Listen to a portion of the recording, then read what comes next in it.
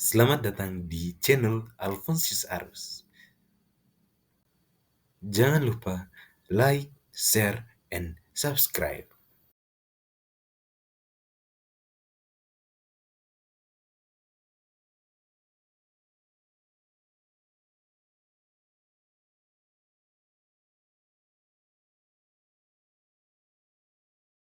Halo teman-teman, perkenalkan saya Alphonsus Arus, mahasiswa Universitas Katolik Indonesia Santo Paulus Ruteng, program studi pendidikan guru sekolah dasar NPM 23103286 kelas 2023G tingkat 1 semester 2. Di sini saya akan membuat video mengenai filosofi, teori, konsep bahasa dan sastra Indonesia sekolah dasar yang ditulis oleh Dr. Ali Mustadi, MPD, dan kawan-kawan. Saya membuat video ini sebagai pengganti ujian akhir semester 2. Semoga video ini dapat bermanfaat untuk teman-teman. Jangan kemana-mana sebelum video ini selesai. Oke, yang pertama itu tentang konsep dasar bahasa. Istilah bahasa itu sering kita dengarkan dalam kehidupan sehari-hari. Dan apakah itu bahasa? Oke, saya akan menjelaskan bahwa bahasa itu adalah alat komunikasi yang digunakan manusia untuk menyampaikan maksud, pikiran, perasaan, dan gagasan dalam upaya membangun interaksi.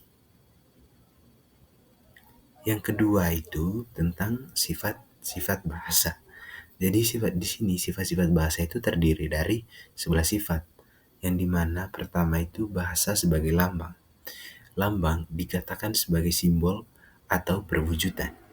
Keberadaan lambang pastinya mengacu pada suatu konsep bahasa harus disimbolkan atau dilambangkan.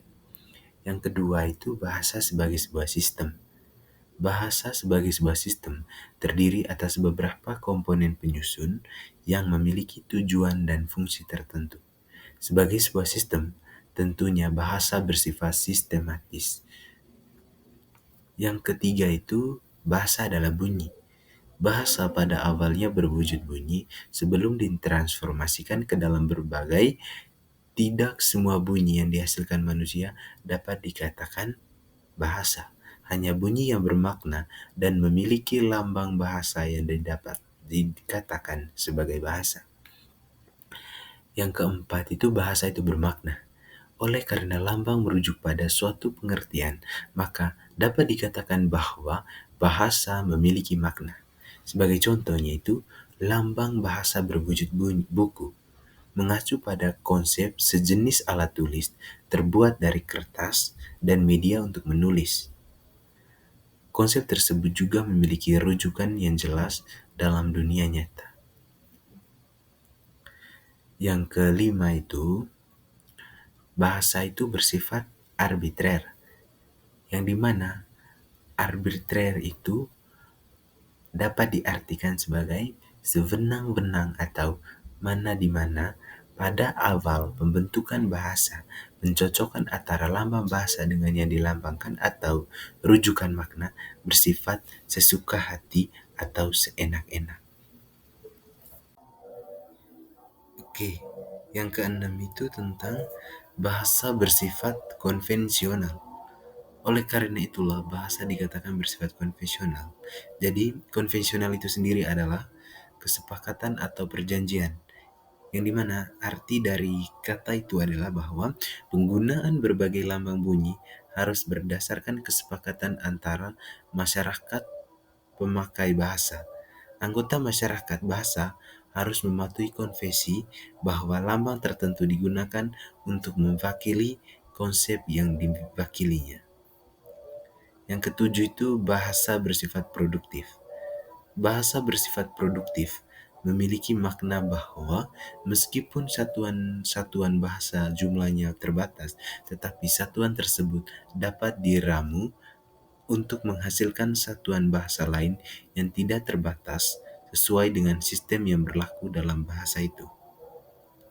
Yang ke-8 itu bahasa bersifat unik. Bahasa bersifat unik karena memiliki ciri khas spesifik yang tidak dimiliki bahasa lain. Setiap bahasa memiliki keunikan, Keunikan ini menyangkut sistem pembentukan kata, sistem pembentukan kalimat, dan sistem lainnya. Yang kesembilan itu bahasa bersifat dinamis. Keberadaan bahasa tentu tidak terlepas dari kehidupan manusia sebagai pemakai bahasa. Kehidupan masyarakat yang mengalami perubahan setiap waktu menyebabkan bahasa ikut berubah dan tidak tetap. Maka dari itu disebut bersifat dinamis. Yang ke-10 itu bahasa itu universal. Bahasa bersifat universal artinya ada ciri-ciri yang sama yang dimiliki oleh setiap bahasa di dunia ini. Ciri bahasa yang sama tersebut dapat diketahui dari bunyi bahasa yang terdiri atas vokal dan konsonan. Selain itu, dari segi bunyi, setiap bahasa juga memiliki kata-kata dengan kategori nomina, verba, objektif, dan adverb. Yang ke-11 itu bahasa bersifat bervariasi.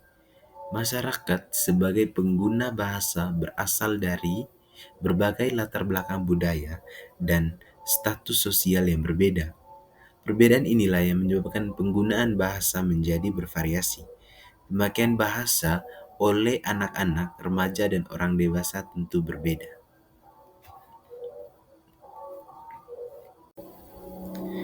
Demikian materi yang dapat saya sampaikan. Semoga dapat bermanfaat untuk teman-teman.